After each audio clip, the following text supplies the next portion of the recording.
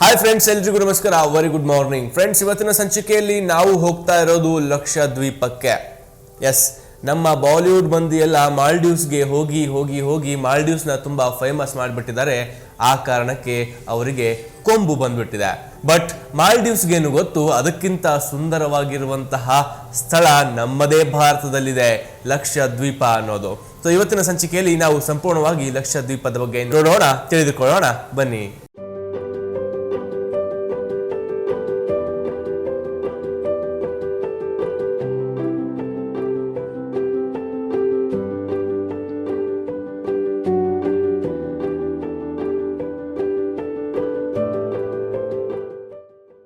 ಸಾವಿರದ 1947 ಆಗಸ್ಟ್ ಕೊನೆ. ಭಾರತ ದೇಶ ವಿಭಜನೆಯ ನೋವಿನಲ್ಲಿತ್ತು. ಚದುರಿ ಹೋಗಿದ್ದ 550 ರಾಜ ಪ್ರಭುತ್ವದ ಸಂಸ್ಥಾನಗಳನ್ನ ಭಾರತದೊಂದಿಗೆ ವಿಲೀನ ಮಾಡಲು ಉಕ್ಕಿನ ಮನುಷ್ಯ ಸರ್ದಾರ್ ವಲ್ಲಭಾಯ್ ಪಟೇಲರು ಹಗಲು ರಾತ್ರಿ ಎನ್ನದೆ ಶ್ರಮಿಸುತ್ತಿದ್ರು. ಅತ್ತ ಪಾಕಿಸ್ತಾನದ ಪ್ರಧಾನಿ ಲಿಯಾಖತ್ ಅಲಿ ಖಾನ್ ಕೂಡ ಪಂಜಾಬ್, ಸಿಂಧ್, ಬಂಗಾಳ, ಹಜಾರ ಹೀಗೆ ಎಲ್ಲೆಲ್ಲಿ ಮುಸ್ಲಿಮರ ಬಾಹುಳ್ಯವಿತ್ತೋ ಅದೆಲ್ಲವನ್ನ ಬಾಚಿಕೊಳ್ಳುವ ತಂತ್ರ ರೂಪಿಸಿದ್ರು. ಎರಡು ರಾಷ್ಟ್ರಗಳು ದೊಡ್ಡ ದೊಡ್ಡ ಪ್ರದೇಶಗಳತ್ತಲೇ ಗಮನ ನೆಟ್ಟಿದ್ದವೇ ಹೊರತು ಲಕ್ಷದ್ವೀಪದ ಕಡೆ ಯಾರೂ ಕೂಡ ಗಮನ ಹರಿಸಿರಲಿಲ್ಲ. ಲಕ್ಷದ್ವೀಪದಲ್ಲಿ ಮುಸ್ಲಿಮರೇ ಬಹುಸಂಖ್ಯಾತರು. ಭಾರತ ಇನ್ನೂ ಅದರ ಮೇಲೆ ಹಕ್ಕು ಸ್ಥಾಪಿಸಿಲ್ಲ ಎಂಬ ಸುದ್ದಿ ತಿಳಿದ ಅಲಿ ಖಾನ್ ಆ ದ್ವೀಪ ಸಮೂಹವನ್ನ ವಶಪಡಿಸಿಕೊಳ್ಳಲು ಪಾಕ್ ಸೇನೆಯನ್ನ ಕಳುಹಿಸಿದ್ರು. ಅದೇಗೋ ಈ ವಿಚಾರ ಸರ್ದಾರ್ ವಲ್ಲಭಾಯ್ ಪಟೇಲರ ಕಿವಿಗೆ ಬಿತ್ತು.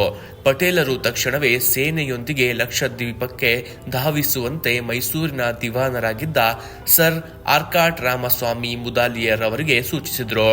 ರಾಮಸ್ವಾಮಿ ಅವರು ತಮ್ಮ ಸಹೋದರ ಲಕ್ಷ್ಮಣ್ ಮುದಾಲಿಯರ್ ಜೊತೆಗೂಡಿ ಕೂಡಲೇ ಸೇನೆಯೊಂದಿಗೆ ಲಕ್ಷದ್ವೀಪ ತಲುಪಿ ಅಲ್ಲಿ ತ್ರಿವರ್ಣ ಧ್ವಜ ಹಾರಿಸಿದ್ರು. ಇದಾಗಿ ಅರ್ಧ ಮುಕ್ಕಾಲು ತಾಸಿನಲ್ಲೇ ಪಾಕ್ನ ಹಡಗು ಕೂಡ ಆಗಮಿಸಿತು. ದ್ವೀಪದ ಬಂಡೆಯ ಮೇಲೆ ಭಾರತದ ಧ್ವಜ ಹಾರುತ್ತಿದ್ದುದನ್ನ ನೋಡಿ ಬಂದ ದಾರಿಗೆ ಸುಂಕವಿಲ್ಲವೆಂದು ಪಾಕ್ ಸೇನೆ ವಾಪಸ್ಸಾಯಿತು. ಎಸ್, ದೇಶ ವಿಭಜನೆ ಆದ್ಮೇಲೆ ಎಲ್ಲರೂ ಕೂಡ ಕೆಲವೊಂದಿಷ್ಟು ಸ್ಥಳಗಳನ್ನ ಆಕ್ರಮಿಸಿಕೊಳ್ತಾರೆ. ಆಗ ಲಕ್ಷದ್ವೀಪವನ್ನ ಎಲ್ಲರೂ ಕೂಡ ಕಡೆಗಣಿಸಿದ್ರು. ಎಲ್ಲರೂ ಮೀನ್ಸ್ ಇಂಡಿಯಾ ಮತ್ತೆ ಪಾಕಿಸ್ತಾನ. ಆಗ ಪಾಕಿಸ್ತಾನದವ್ರಿಗೆ ಗೊತ್ತಾಗುತ್ತೆ ಲಕ್ಷದ್ವೀಪದ ಕಡೆಗೆ ಭಾರತದವರು ಹೋಗಿಲ್ಲ, ನಾವು ಹೋಗಿ ಅದನ್ನ ನಮ್ಮ ಆಕ್ರಮಣಕ್ಕೆ ತೆಗೆದುಕೊಂಡು ಬಿಡೋಣ, ಅಲ್ಲಿ ನಮ್ಮ ಧ್ವಜವನ್ನ ನೆಟ್ಟು ಬರೋಣ ಅಂತ ಅವರು ಹೋಗೋಕೆ ರೆಡಿ ಆಗ್ತಾರೆ. ಈ ವಿಷಯ ಹೇಗೋ ಸರ್ದಾರ್ ವಲ್ಲಭಾಯ್ ಪಟೇಲರಿಗೆ ಗೊತ್ತಾಗುತ್ತೆ. ಆಗ ಅವರು ನಮ್ಮ ಭಾರತೀಯರನ್ನ ಕಳುಹಿಸಿ ಪಾಕಿಸ್ತಾನದವರು ಅಲ್ಲಿಗೆ ಬರುವ ಮುಂಚೆಯೇ ಭಾರತದ ಧ್ವಜವನ್ನ ಅಲ್ಲಿ ನೆಟ್ಟಿದ್ರು.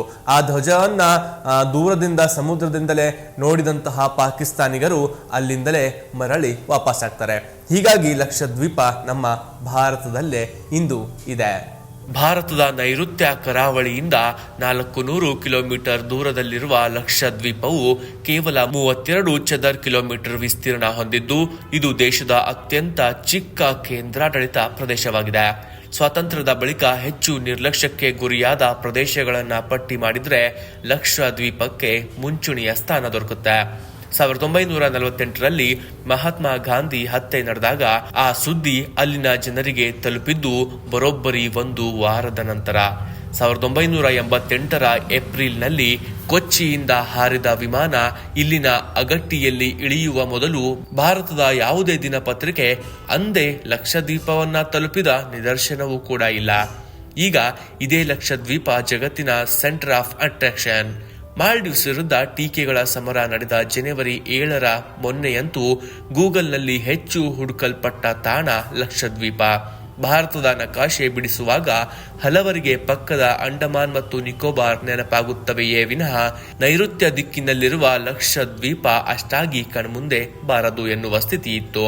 ಪ್ರಧಾನಿ ನರೇಂದ್ರ ಮೋದಿ ಭೇಟಿ ಹಾಗೂ ಮಾಲ್ಡೀವ್ಸ್ನ ಪ್ರತಿಕ್ರಿಯೆಗಳಿಂದ ಲಕ್ಷದ್ವೀಪ ಈಗ ಎಲ್ಲರ ಲಕ್ಷ್ಯ ಸೆಳೆದಿದೆ. ಆದರೆ ಈ ದ್ವೀಪ ಸಮೂಹ ಮಾಲ್ಡೀವ್ಸ್ನಂತೆ ಸಕಲ ಮೂಲ ಸೌಕರ್ಯ, ಆಧುನಿಕ ಆಕರ್ಷಣೆ ಮೈಗೂಡಿಸಲು 5-6 ವರ್ಷಗಳಂತೂ ಇದಕ್ಕೆ ತಗುಲಬಹುದು. ಲಕ್ಷದ್ವೀಪ ಈ ಒಂದು ಸವಾಲನ್ನಂತೂ ದಾಟಲೇಬೇಕಾಗಿದೆ. ಎಸ್, ಮಾಲ್ಡೀವ್ಸ್ನಲ್ಲಿ ಎಲ್ಲ ರೀತಿಯ ಮೂಲ ಸೌಕರ್ಯಗಳಿದೆ. ಹೀಗಾಗಿ ಜನ ಅಲ್ಲಿಗೆ ಜಾಸ್ತಿ ಹೋಗ್ತಿದ್ರು. ಜನ ಜಾಸ್ತಿ ಬರ್ತಾರೆ ಅನ್ನೋ ಕಾರಣಕ್ಕೆ ಅಲ್ಲಿ ಎಲ್ಲ ಮೂಲ ಸೌಕರ್ಯಗಳನ್ನು ಅವರು ಕಲ್ಪಿಸಿದ್ರು. ಈಗ ಲಕ್ಷದ್ವೀಪದ ಕಡೆಗೆ ಜನ ಹೆಚ್ಚಾಗಿ ವಾಲ್ತಾ ಇದ್ದಾರೆ. ಸೊ ಇಲ್ಲಿಯೂ ಕೂಡ ಅಲ್ಲಿರುವಂತಹ ಅಲ್ಲಿಗಿಂತ ಹೆಚ್ಚು ವ್ಯವಸ್ಥೆಯನ್ನು ಒದಗಿಸೋಕೆ ನಮ್ಮ ಸರ್ಕಾರ ಮುಂದಾಗಿದೆ. ದೊಡ್ಡ ದೊಡ್ಡ ರೆಸಾರ್ಟ್ಗಳನ್ನು ನಿರ್ಮಾಣ ಮಾಡೋಕ್ಕೆ ಮುಂದಾಗಿದೆ. ಇನ್ನೊಂದು ಲಕ್ಷದ್ವೀಪ ಅಂದಾಕ್ಷಣ ಅಲ್ಲಿ ಲಕ್ಷಗಟ್ಟಲೆ ದ್ವೀಪಗಳಿದೆ ಅಂತ ನೀವು ಅನ್ಕೋಬೇಡಿ. ಅಲ್ಲಿರುವಂತಹದ್ದು 36 ದ್ವೀಪಗಳು ಮಾತ್ರ. ಅದರಲ್ಲಿ ಒಂದು ದ್ವೀಪ ಮುಳುಗಿ ಹೋಗಿದೆ, ಇನ್ನುಳಿದಿದ್ದು 35 ದ್ವೀಪಗಳು. ಆ 35 ದ್ವೀಪಗಳಲ್ಲಿ ಜನವಸತಿ ಇರುವಂತಹ ದ್ವೀಪಗಳು ಕೇವಲ 10.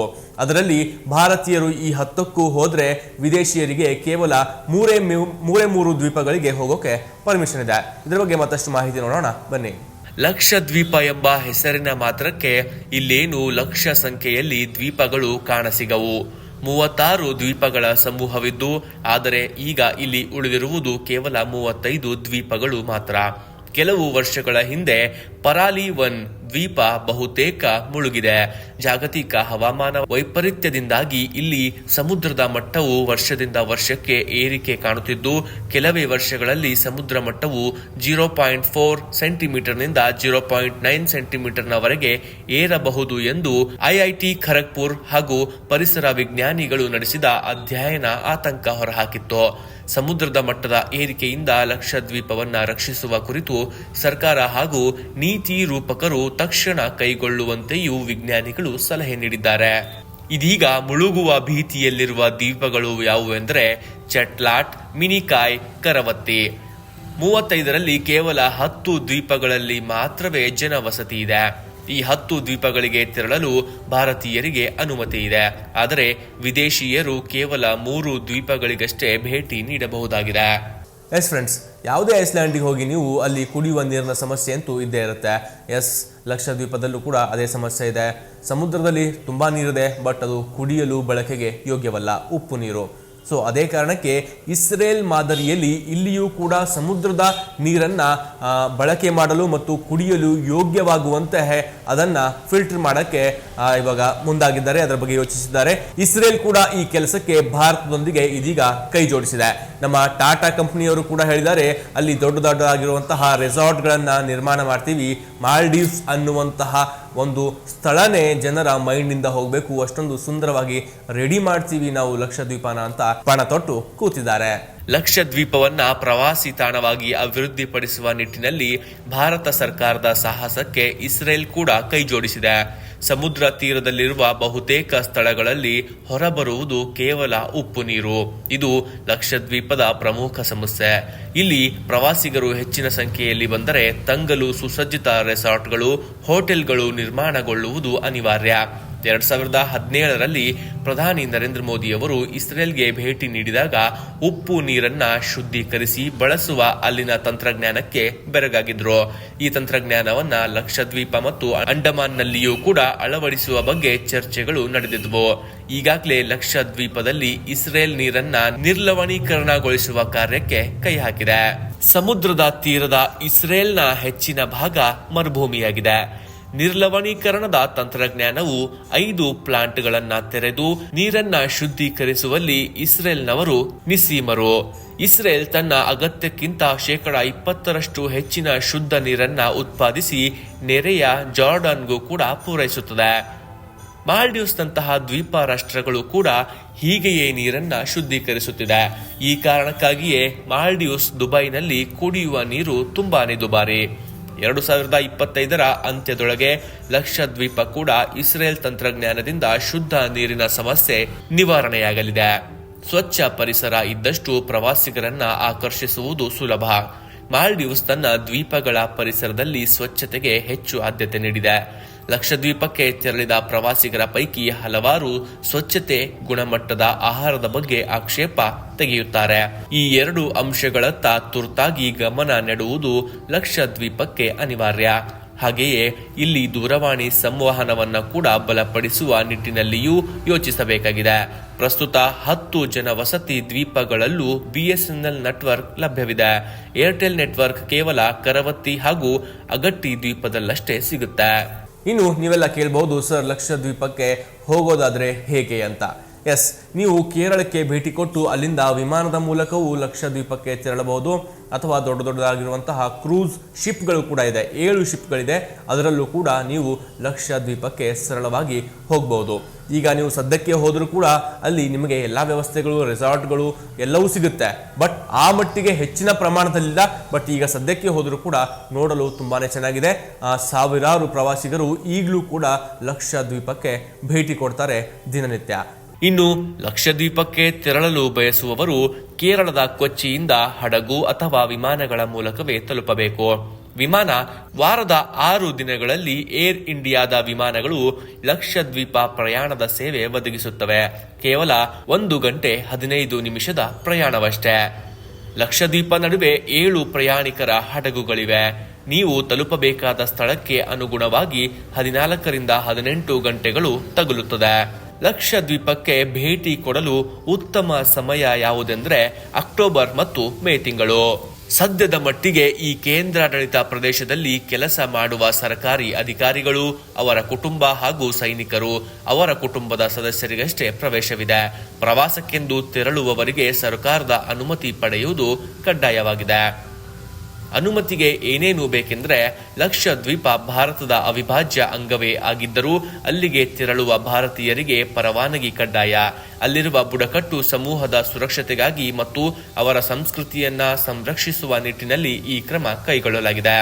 ಕೇಂದ್ರ ಸರ್ಕಾರ ನಿಗದಿಪಡಿಸಿದ 50 ರೂಪಾಯಿ ಶುಲ್ಕದ ನಿರ್ದಿಷ್ಟ ಫಾರ್ಮ್ ಭರ್ತಿ ಮಾಡಬೇಕು. ಇದರೊಂದಿಗೆ ಸ್ವಯಂ ದೃಢೀಕರಿಸಿದ ಐಡಿ ಹಾಗೂ ನಾವು ವಾಸವಿರುವ ಪ್ರದೇಶ ವ್ಯಾಪ್ತಿಯ ಪೊಲೀಸ್ ಠಾಣೆಯಿಂದ ಕ್ಲಿಯರೆನ್ಸ್ ಪತ್ರ ಪಡೆಯುವುದು ಮುಖ್ಯ. ಟ್ರಾವೆಲ್ ಏಜೆಂಟರ ಸಹಾಯದಿಂದಲೂ ಬುಕ್ಕಿಂಗ್ ನೀವು ಮಾಡಿಕೊಳ್ಳಬಹುದು. ನೋಡಿದ್ರಲ್ಲ ಫ್ರೆಂಡ್ಸ್, ಇವತ್ತಿನ ಸಂಚಿಕೆಯಲ್ಲಿ ನಾವು ಲಕ್ಷದ್ವೀಪದ ಬಗ್ಗೆ ತಿಳ್ಕೊಂಡ್ವಿ, ಲಕ್ಷದ್ವೀಪನ ನೋಡಿದ್ವಿ, ಮತ್ತೆ ಲಕ್ಷದ್ವೀಪದ ಇತಿಹಾಸ ಮತ್ತೆ ಅದು ಹೇಗೆ ಭಾರತಕ್ಕೆ ಬಂತು ಅನ್ನೋದನ್ನ ನೋಡಿದ್ವಿ. ಬಂತು ಅನ್ನೋದಕ್ಕಿಂತ ಇದು ನಮ್ಮ ಭಾರತದ್ದೇ ಒಂದು ಸ್ಥಳ. ಸೊ ಅದನ್ನು ಪಾಕಿಸ್ತಾನ ಅವರ ವಶಕ್ಕೆ ತಗೋಬೇಕಂತ ತುಂಬ ಟ್ರೈ ಮಾಡಿದ್ರು, ಬಟ್ ಆಗಲಿಲ್ಲ, ಅದು ಸೆಕೆಂಡ್ರಿ. ಸೊ ಇವಾಗ ಜನರಿಗೆ ಹೇಳುವಂತಹ ಕೊನೆಯ ಮಾತು ಒಂದೇ, ಮೋಜು ಮಸ್ತಿ ಮಾಡೋಕ್ಕೆ ಆ ದೇಶ ಈ ದೇಶ ಅಂತ ಹೋಗೋದಕ್ಕಿಂತ ಅಂತಹ ಎಲ್ಲ ವ್ಯವಸ್ಥೆಗಳು ನಮ್ಮ ದೇಶದಲ್ಲಿವೆ. ಸೊ ನಾವು ನಮ್ಮ ದೇಶಕ್ಕೆ ಹೆಚ್ಚಿನ ಪ್ರಿಫರೆನ್ಸ್ ಕೊಡಬೇಕು. ಎಸ್, ಹಿಸ್ಟಾರಿಕಲ್ ಪ್ಲೇಸಸ್ ನೋಡ್ತಿರೋ ಬೇರೆ ದೇಶಕ್ಕೆ ಹೋಗಿ ನೋಡಬಹುದು, ಯಾಕಂದರೆ ಅದು ಇಲ್ಲಿ ಸಿಗಲ್ಲ. ಇಲ್ಲಿ ಹಲವಾರು ಹಿಸ್ಟಾರಿಕಲ್ ಪ್ಲೇಸಸ್ ಇದೆ, ಬಟ್ ಅಲ್ಲಿರುವಂತಹ ಇತಿಹಾಸ ಇಲ್ಲಿ ತಿಳಿಯಲ್ಲ. ಬಟ್ ಮೋಜು ಮಸ್ತಿ ಅಂತ ಬಂದಾಗ ಬೇರೆ ದೇಶಕ್ಕೆ ಹೋಗುವಂತಹ ಅವಶ್ಯಕತೆಯೇ ಇಲ್ಲ. ನಮ್ಮ ಭಾರತದಲ್ಲಿ ಎಲ್ಲವೂ ಕೂಡ ಲಭ್ಯ ಇದೆ ಅಂತ ಹೇಳ್ತಾ ಈ ಸಂಚಿಕೆ ಇಲ್ಲಿಗೆ ಮುಕ್ತಾಯಗೊಳಿಸ್ತಾ ಇದ್ದೀನಿ. ಮುಂದಿನ ಸಂಚಿಕೆಯಲ್ಲಿ ಮತ್ತೊಂದು ಹೊಸ ವಿಷಯದೊಂದಿಗೆ ಮತ್ತೆ ಭೇಟಿಯಾಗೋಣ. ನಮಸ್ಕಾರ.